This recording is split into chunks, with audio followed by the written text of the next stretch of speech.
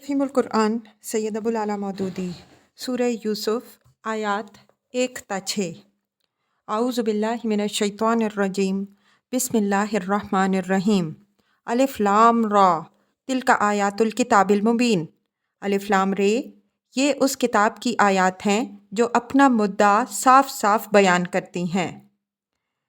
इन्ना अंज़लनाहु कुरआनन अरबिय्या, हमने इसे नाजिल किया है कुरआन बनाकर अरबी ज़बान में।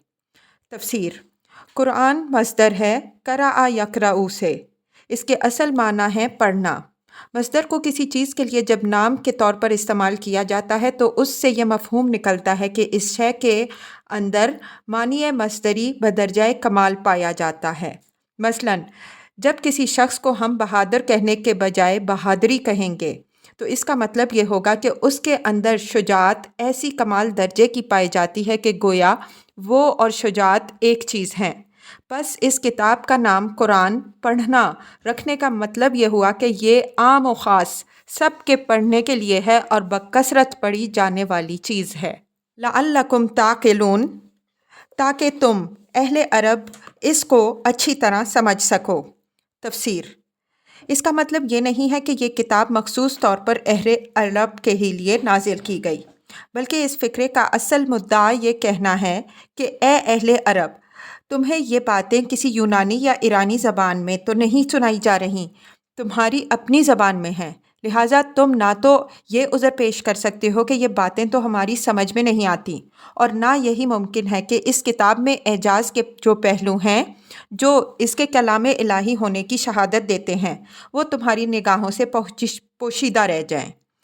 बाज़ लोग कुरान मजीद में इस तरह के फ़िक्रे देखकर एतराज़ पेश करते हैं कि ये किताब तो अहले अरब के लिए है, गैर अहले अरब के लिए नाजिल ही नहीं की गई, फिर उसे तमाम इंसानों के लिए हिदायत कैसे कहा जा सकता है।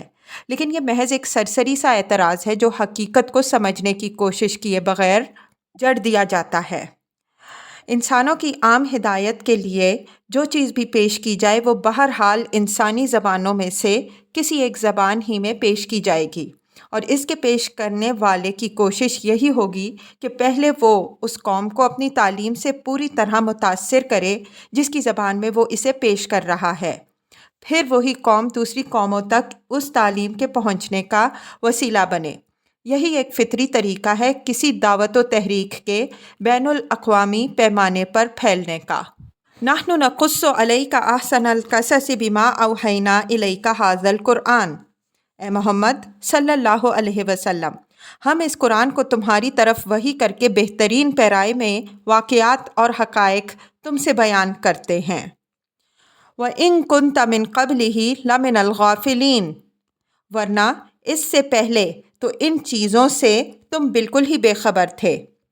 तफसीर सूरा के दिबाचे में हम बयान कर चुके हैं कि कुफ़ारे मक्का में से बाज़ लोगों ने हज़रत सल्लल्लाहु अलैहि वसल्लम का इम्तिहान लेने के लिए बल्कि अपने नज़दीक आप सल्लल्लाहु अलैहि वसल्लम का भरम खोलने के लिए ग़ालिबन यहूदियों के इशारे पर आप सल्लल्लाहु अलैहि वसल्लम के सामने अचानक ये सवाल पेश किया था कि बनी इसराइल के मिस्र पहुँचने का क्या सबब हुआ। इसी बिना पर उनके जवाब में तारीख़ बनी इसराइल का ये बाब पेश करने से पहले तमहीदन ये फ़िक्रा इरशाद हुआ कि ए मोहम्मद सल्लल्लाहु अलैहि वसल्लम, तुम इन वाक़यात से बेखबर थे। दरअसल ये हम हैं जो वही के ज़रिए से तुम्हें इनकी खबर दे रहे हैं। बज़ाहिर इस फ़िक्रे में ख़िताब नबी सल्लल्लाहु अलैहि वसल्लम से है, लेकिन असल में रुए सुखन उन मुखालिफिन की तरफ है जिनको यकीन ना था कि आप सल्लल्लाहु अलैहि वसल्लम को वही के ज़रिए से इल्म हासिल होता है। इज़ क़ाला यूसुफ़ ले अबीह, ये उस वक्त का ज़िक्र है जब यूसुफ़ अलैहिस्सलाम ने अपने बाप से कहा, या अबती इन्नी रअयतु अहदा अशरा कौकबा, अब्बा जान मैंने ख्वाब देखा कि 11 सितारे हैं। वश्शम्स वल क़मरा रअयतुहुम ली साजिदीन, और सूरज और चाँद हैं और वो मुझे सजदा कर रहे हैं।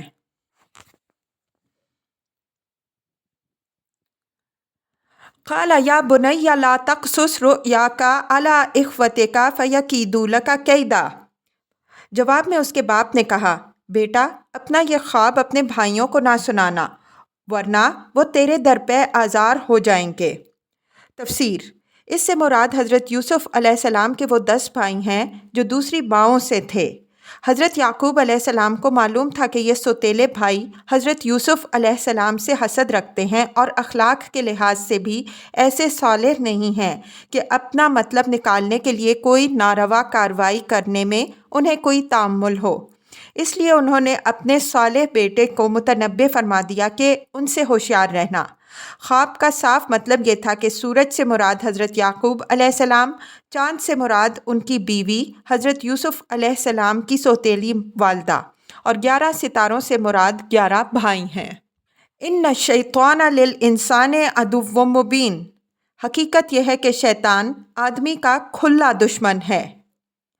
وَكَذَلِكَ، اور ایسا ہی ہوگا جیسا تو نے خواب میں دیکھا۔ یجتبیک ربک، کہ تیرے رب تجھے اپنے کام کے لیے منتخب کرے گا۔ تفسیر: یعنی نبوت کے لیے۔ وَيُعَلِّمُكَ مِن تَأْوِيلِ الْأَحَادِيثِ، اور تجھے باتوں کی تہ تک پہنچنا سکھائے گا۔ تفسیر: تاویل الاحادیث کا مطلب محض تعبیر خواب کا علم نہیں جیسا کہ گمان کیا گیا ہے، بلکہ اس کا مطلب یہ ہے کہ اللہ تعالیٰ تجھے معاملہ فہمی اور حقیقت رسی کی تعلیم دے گا اور وہ بصیرت تجھ کو عطا کرے گا جس سے تو ہر معاملے کی گہرائی میں اترنے اور اس کی تہ کو پا لینے کے قابل ہو جائے گا۔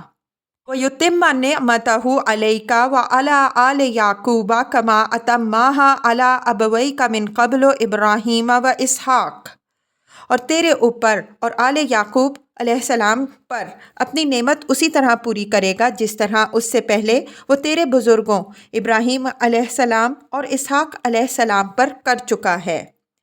ان ربک علیم حکیم، یقیناً تیرا رب علیم اور حکیم ہے۔ تفسیر: بائبل اور تلمود کا بیان قرآن کے اس بیان سے مختلف ہے۔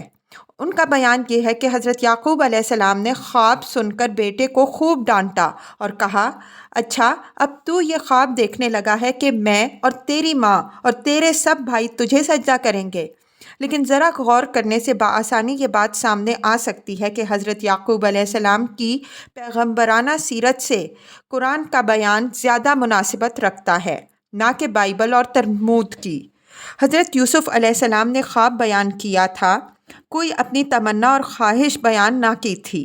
خواب اگر سچا تھا، اور ظاہر ہے کہ حضرت یعقوب علیہ السلام نے اس کی جو تعبیر نکالی وہ سچا خواب ہی سمجھ کر نکالی، تو اس کے صاف معنی یہ ہیں کہ یہ یوسف علیہ السلام کی خواہش نہیں تھی بلکہ تقدیر الہی کا فیصلہ تھا کہ ایک وقت ان کو یہ عروج حاصل ہوگا۔ پھر کیا ایک پیغمبر تو درکنار، ایک معقول آدمی کا بھی یہ کام ہو سکتا ہے کہ ایسی بات پر برا مانے اور خواب دیکھنے والے کو الٹی ڈانٹ پلائے؟ اور کیا کوئی شریف باپ ایسا ہو سکتا ہے جو اپنے ہی بیٹے کے آئندہ عروج کی بشارت سن کر خوش ہونے کے بجائے الٹا جل بھن جائے؟